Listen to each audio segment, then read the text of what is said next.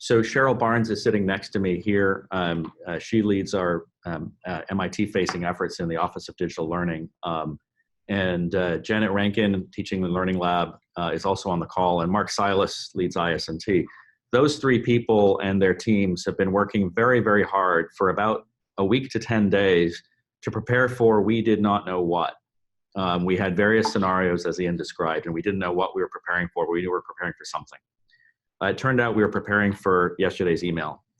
So we now know that starting on March 30th, MIT has said it will be teaching its classes remotely, and MIT is teaching 1,251 classes as of right now. So as Ian has said, this is very fast moving. We've been bootstrapping an effort out of nothing into something very, very quickly. And so we need everyone pulling together, and I know that all of you feel the same way. And so what I'm going to do in the next 10 minutes or so is sort of talk about give you a sense of how I wish that I could talk to all 1,000 faculty. I'm talking to the department heads at this moment. When we sent out a survey last week to all faculty and instructors, the first question on that survey was, what is your plan? And that's the first question that I will continue asking, and I'm going to say that over and over again in the next 10 minutes. We can't plan how you're going to teach your class if you're a faculty member. So our first question is, what is your plan? You have to engage and assess and plan. And then the second question is, how can we help? So we're here to help, but we're not here to make your plan.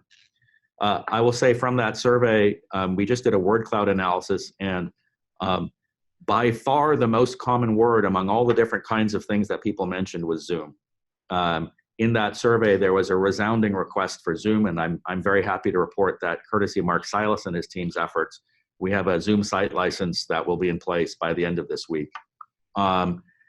So as Ian said, and as you all know, the initial guidance that we got was to focus on large lectures. So beginning more than a week ago now, I reached out to the people leading the 21 classes with lectures larger than 150 students. These are in 6 departments. The response was magnificent and very MIT.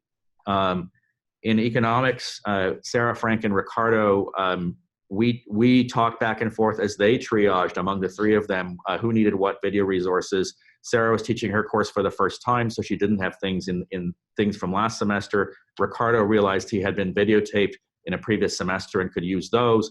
They triaged. Peter Dermashkin in physics, when he got my first email, the reply was, I don't need anything. We've already been planning before you sent this email. We've got this. John Gabrielli in 900, so BCS. Cheryl and I actually got worried about John because we heard nothing back, 0, 0, 0, didn't reply. And it turned out because he had a perfect plan, he didn't need anything. But maybe the best response was from course 6. I said 21 subjects in 6 departments, but 11 of the 21 were in course 6. So they had 11 of these large classes. And frankly, I don't know how they did it. They prepared all 11, they got all 11 ready to do lectures, to replace the lectures by something else. They did almost all of it. I think we helped them in a variety of small ways, but the principal credit goes to course 6 for their subjects. And I'm very grateful to the departments that have stepped up like this. Okay, but at the same time, in the background, we on our side were planning for 1,251 classes, 1,000 faculty. So now it's time to focus on everyone. And the first question again is, what's your plan?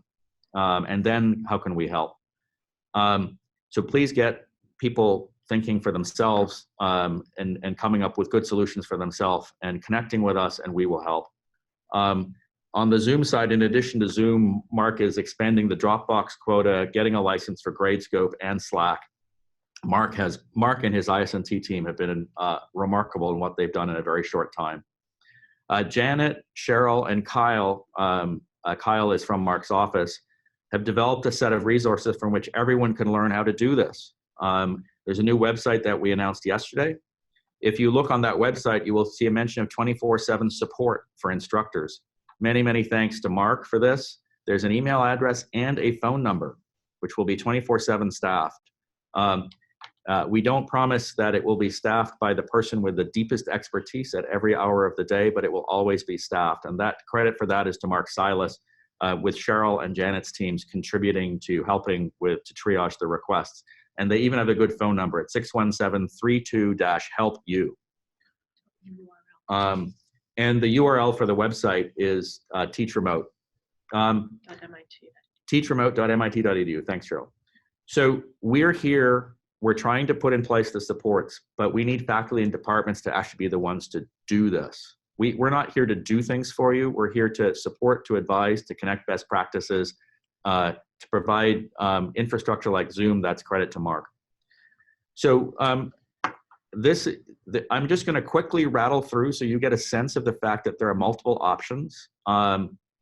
This is done better on the website, but as you think about moving to remote teaching and remote learning, you can ask, first of all, about asynchronous versus synchronous. Asynchronous means you record something in advance, you put it on Stellar, they watch it. We have more than 200 classes which have been videotaped, and the videos are on OpenCourseWare. If they're still relevant, use them. If they're out of date, don't. We have more than 100 classes with MITx online courses built. Those of you who have built those, figure out how to use them, please. Anyone who lectures from PowerPoint or Keynote, you can just voice over your PowerPoint or Keynote using PowerPoint and Keynote software. Do that, please. You can use QuickTime to record audio over your computer screen. That's a very good and self-serve and easy solution. You can use Zoom to record lectures. We also have classrooms with automated video capture, but that's a scarce resource. We have 5 such classrooms outside Sloan and 16 in Sloan. We will be deploying those, and in particular, once in class, after this week, those classrooms will be empty and can be used by people to videotape in. And then the scarcest resource of all is MIT Video Productions, which are the people who send a camera crew. And we have that available, but they're a finite number of people. For synchronous, which means teaching or recitation or office hours, do it like we're doing right now. So use Zoom. That's the basic advice.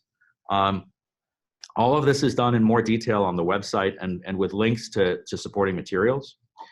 Let me mention one example of someone who has really stepped up. Megan Perdue is the Digital Learning Lab Fellow in SHAS. She has developed a 26-slide deck and is going to be doing 1-hour workshops in each of the SHAS departments. Her first one is in history today, where she's going to teach SHAS faculty how to use Zoom to teach classes synchronously and asynchronously, and how to use QuickTime to record audio over your computer screen. Kudos to Megan. And this raises a suggestion that I will make. I think it would be great if each department had a faculty point person who has access to department leadership, and someone like a Megan. Okay, there's only one Megan, but it could be a postdoc, it could be a TA, it could be a staff person, it could be a Digital Learning Lab Fellow if you have Digital Learning Lab Fellows in your department. But if you have someone like a Megan helping you, and we're trying to do that ourselves where we can. We have 20-something Digital Learning Lab Fellows. Megan is not alone, and I'm meeting all of them later today, and I will be talking with all of them about how they can help the faculty in their own departments. I'll make 2 more points and then hand off. The first point is that there's vastly more to our teaching than lectures, recitations, and office hours. Many of the best things that we do at MIT are left out if you stop with those 3 modes. So as I mentioned yesterday, we have labs, we have project classes, we have design classes, we have performance classes. These will be a harder challenge. And I would basically like to ask the faculty who teach these classes, on the one hand, don't be rigid. Nobody thinks you'll be able to reproduce the learning experience in your project class when the students are remote. But on the other hand, don't give up. Please be creative. And my advice is don't start by asking what can Zoom do. That's the wrong starting question. Start by asking what your learning goals are. And then ask, given my learning goals, okay, well, I can't hit that one, but these 2, maybe I can, and then try to figure out how to achieve some of your learning goals. I'll report 2 conversations I've had, which have actually, frankly, been inspirational in this regard. In 2007, we've been speaking with Amos Winter. We also spoke with Maria Yang in course 2 about, I forgot her course number. Are these quotes from Amos or Maria? The quotes I think they're Amos. So Amos and Maria, huge challenge, major shock. That's the first reaction. That's a week ago. But by now, what we're getting from them, I'll read from, these are quotes from emails, basically. They're working to find creative solutions and silver linings. They're figuring out ways of getting at some of the underlying goals that sometimes get lost in all the lab work. They're planning for CAD projects, and or they're thinking about having students build stuff with like cardboard boxes, things that they can find at home. So that's what I mean by engaging the creativity of your faculty, and we'll get partway. 813 is the other example I'll mention. I saw Gunther Rowland yesterday in the hallway. He told me, of course, when they're remote, they can't twiddle the knobs on the apparatus. He teaches junior lab in the physics department. He said, but we can have them data analysis. We're going to have them write papers. We're going to have them do student presentations. And he said, as I think about it, we're going to be able to achieve almost all the learning goals of junior lab this coming semester. So please get people thinking like that, and we'll see where we end up. But this highlights that we need compromise and flexibility. We don't have a year to plan this. We start on March 30th. So we'll need to make compromises. We'll need to be flexible. An example of a compromise that's already been made, 6001, Eric Grimson, John Gutag, Anna Bell, their final exam, not midterm, but final exam. So midterms that were scheduled for this week can be postponed and done remotely. Final exam was supposed to be next week, so it's canceled. And that's the final exam because theirs is a half-term subject. Eric, John, and Anna have decided to give credit for 6001 based on work done prior to the final exam. And for those who want a final exam in order to try to pull their grade up, they'll offer a final exam for 6001 in May during finals week. Very nice example of flexibility and compromise. So as Ian and I have much discussed, we're not going to get everything taught that we normally do. We all will have to reach our own version of 2/3 is okay. And I don't mean that in a quantitative sense.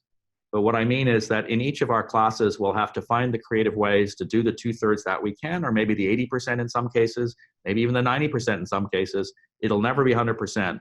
And in some cases, it'll only be 2/3. So I will end by saying all of us are in this together. We're all working together.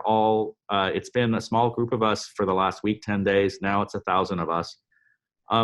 And none of us have ever done this before. None of us have done anything like this before. No, zero of us, not Ian, not me, not Cheryl, not Janet, not Mark, none of you. None of us have done anything like this before. So we will navigate together. We will be making course corrections all the time. We'll plan as we go, and then we'll change our plan the next day. We'll be creative, we'll be flexible, and we'll deliver to our students something that we can be proud of given the circumstances. And I'll end as I began by saying the first question to ask anyone is, what's your plan? How do you want to do this? What's your best way of doing this? What's the best that you think you can do? And then please help at the department level, and we're here to help also.